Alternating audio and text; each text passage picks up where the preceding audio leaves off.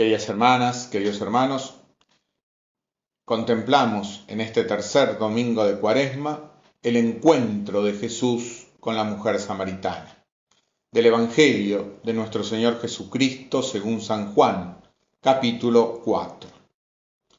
Jesús llegó a una ciudad de Samaria llamada Sicar, cerca de las tierras que Jacob había dado a su hijo José. Allí se encuentra el pozo de Jacob. Jesús, fatigado del camino, se había sentado junto al pozo. Era la hora del mediodía. Una mujer de Samaria fue a sacar agua, y Jesús le dijo: «Dame de beber». Sus discípulos habían ido a la ciudad a comprar alimentos. La samaritana le respondió: «¿Cómo? Tú que eres judío, me pides de beber a mí, que soy samaritana».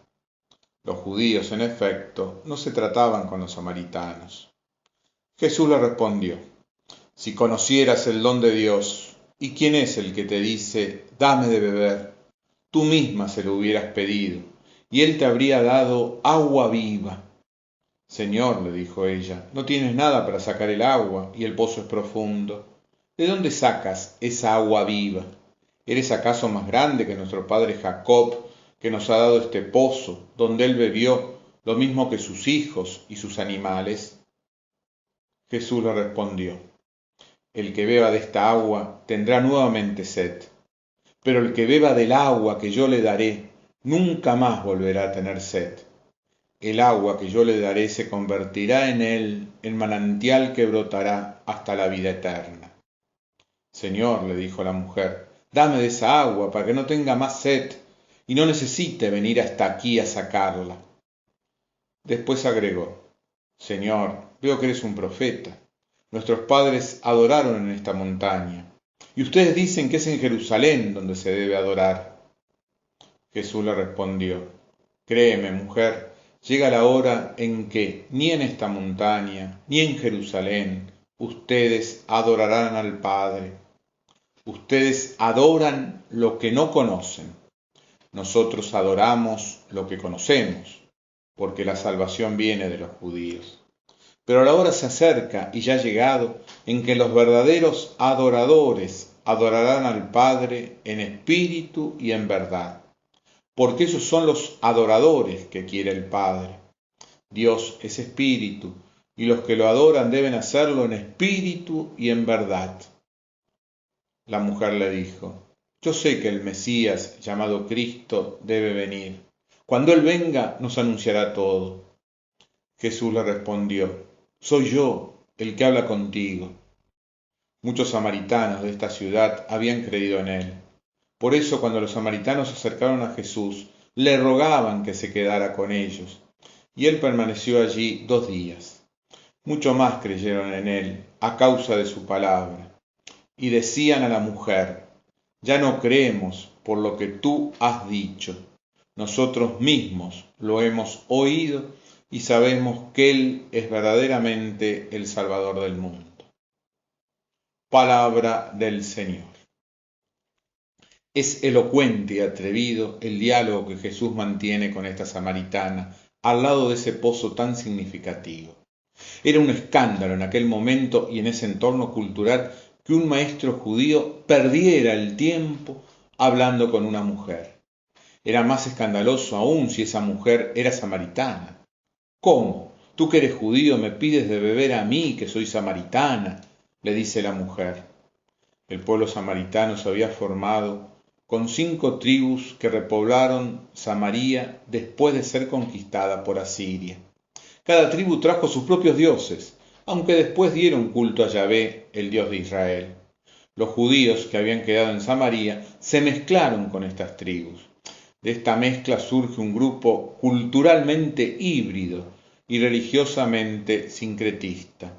A pesar de eso, los samaritanos adherían a la ley surgida en el Pentateuco y consideraban inspirados, al igual que los judíos, los 5 primeros libros de la Biblia, pero no los libros proféticos. Los samaritanos se consideraban como verdaderos israelitas. Los judíos no lo consideraban así, sino como un pueblo pagano, impuro. Uno de los insultos más grandes que un judío podía recibir era ser llamado samaritano. La enemistad entre ellos los llevó a tener violentos enfrentamientos. La separación con los judíos llega a su punto extremo cuando los samaritanos construyeron un templo en el monte Garizim, en el centro de Palestina, en competencia con el templo de Jerusalén.